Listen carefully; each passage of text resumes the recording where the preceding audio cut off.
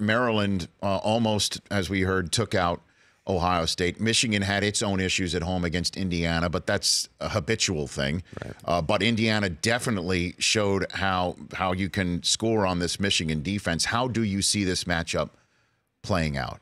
Well, I do think Dwayne Haskins is a key piece here. Now, he had some experience. He played against Michigan last year. He won the game last year. He came in. He's a really talented. He's the most talented passer Ohio State may have ever had.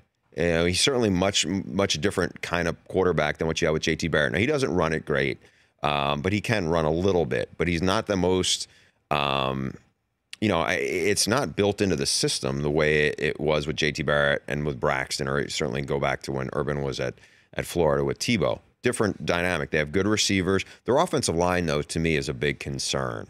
And I think against a Don Brown defense. Now, Michigan has its own question marks with Chase Winovich, and that's a great player. And he's not only a great player, he is a catalyst. We had a game. We talked to Pat Fitzgerald after they played him, and he just raved about that kid's people like to talk motor. He goes, that kid's almost crazy. Just kind of amped up to beyond, just always going.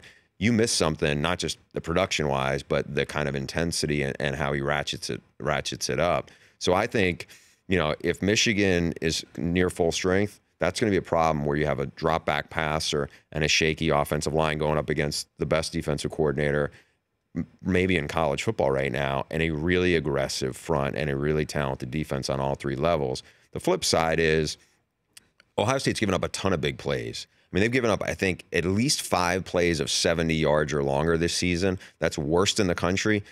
They only gave up 1 of those plays in the previous 2 years combined. They are really shaky in the back 7. They still have good people in the up front. Maybe no Nick Bosa, obviously, but they still can get a pressure on you. But I think if Michigan can just kind of stay in it, they're going to get some big plays, because that's what Ohio State is not a good tackling team, and they've had a lot of coverage busts.